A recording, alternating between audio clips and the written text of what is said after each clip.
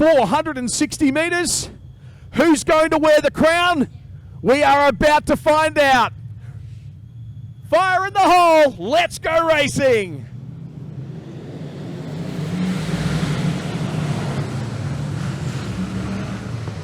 Mark Robinson with a great run around the outside. Chris Corbett trying to get up the inside of Dave Clark.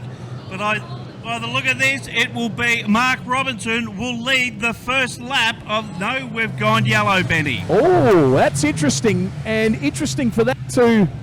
I'm just trying to work out, is there anybody left on the racetrack, or is that a late call on a bad start? I don't see anyone Benny, out there. There is a steel bar on the main straight. And lights are out. Right.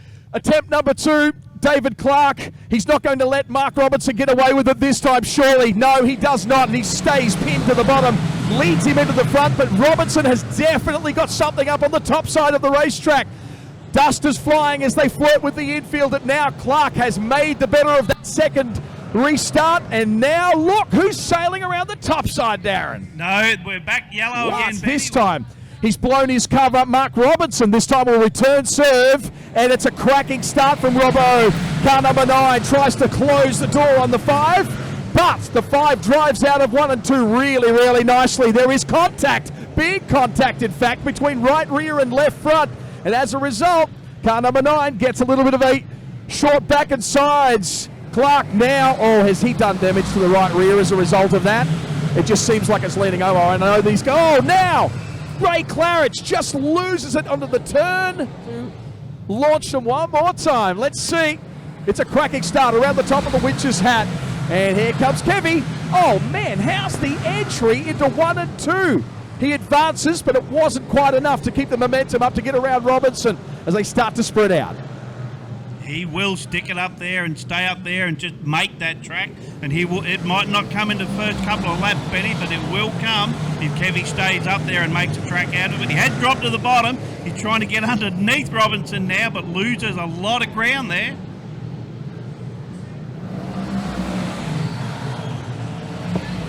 You can see too, Andrew Pizzuti has not been able to make too much room forward. And so as a result, there's not too much changing in the order at the moment. We'll remind you, David Clark, Chris Corbett, Mark Robinson, your top 3 at the moment. Kevin Britton and Mitch Randall. Is anyone going to try up the top side to see if they can find something, or... Got 0 brakes. I lost them in that first mingle and can't pull the car up, so it's just better to put it on the infield and play it safe. Okay, appreciate that. Sad to see. He had some really good car speed earlier. Sorry, I went into that interview because the lights were still on when they were back straight, so that was a quick change of lighting. David Clark, in the meantime, holds on to that lead. It is a little bit closer. Can we see someone go up to the top side? Is it worth the risk? Well, because Kevy Britton did go up. It's going to be car number 34. He might have a crack. Kevy Britton did go up onto the top side. That just allowed Mitch Randall to sneak on underneath Kevy. So second, third, and fourth. Oh, Robbo, he's had to quickly look up the inside, which is, I think, allowed Mitch Randall to get up the inside of him. So just when you think we're not going to see any changes of position, it's all starting to shuffle up now. That takes the pressure off Corbett. Corbett gets a little bit of breathing space to the tune of about 2, maybe 3 race car lengths. But there is a little bit of a change as for that last spot on the podium. When you've got 5-time and 4-time battling over position 4, you know that it's a pretty stout field now. And while that's happening, number 1 is just sneaking up on the back of 48. Corbett is starting to fall into the hands of the defending champ. Mitch Randall putting a lot of pressure on young Chris Corbett. I don't know. It feels to me like the pace of the race has actually increased. They went through a little bit of a lull where they're really slow through the corners, but somewhere they're finding something more as that rubber starts to pick up. Dave Clark, in the meantime, gets past the 22 and puts a lap on him. And in the meantime, there's the battle starting to play out. Mitch Randall just triggers the transponder to say, yeah, I'm going to take over second. Corbett now under fire from 4X. Is it enough as they come into 3 and 4? Mark Robinson knocking on the door of Casinos, or beg your pardon, Grafton's Chris Corbett. flames aplenty as they back off and just roll the throttle through 1 and 2. Man, this is a great battle. The battle for 4th, would you believe, is huge. The battle for 3rd, beg your pardon. Kevy Britton knocking on the door of Mark Robinson with a little touch every now and then, but Mitch Randall now starting to be able to stretch the legs of that great big Ford engine. He's on the hunt for Dave Clark. A knock on the back door of Kevy Britton, Dale Corbett, and then Andrew Pizzuti has come through the field quite a bit. I think he's passed 5 or 6 cars now. So the number 1 puts the 22 behind him. That's the second car to be able to put them a lap down, which just shows this pretty pace out there on the racetrack at the moment as we wind down. David Clark, we said earlier, he's got one hand on the trophy, and I think he's getting the other hand off the steering wheel as well, ready to grab this. But you never say never. Do we dare to dream for the reigning champ, for him to be able to get onto that top step? We've seen heartbreak. We've talked earlier with Andrew Pizzuti about how much heartbreak you can experience in this race. Every one of the guys who've won this title at least once have all felt the anguish of having their hand there. Here comes Kevin Britton. He's on the outside. Robinson fights back. This battle is huge. Kevy reading the traffic sensational there, knowing that they're coming up behind the slower cars. And Kevy Britton making a great move around the outside of Robinson just at the right time. Clark, Randall, Corbett for 3rd, Britton and Robinson fighting over the spoils at the moment. They're running out of time. The 2 former Australian champions are putting pressure on just to get one more notch on the belt and get closer to the front.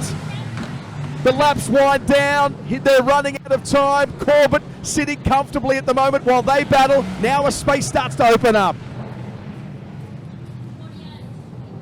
The white flag, Chief Stewart has the white flag in his hand, Benny. We have 3 to go.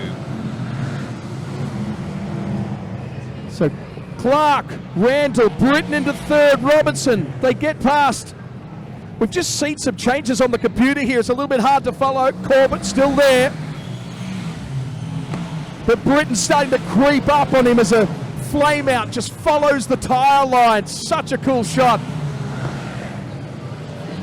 Amazing dominance though by David Clark.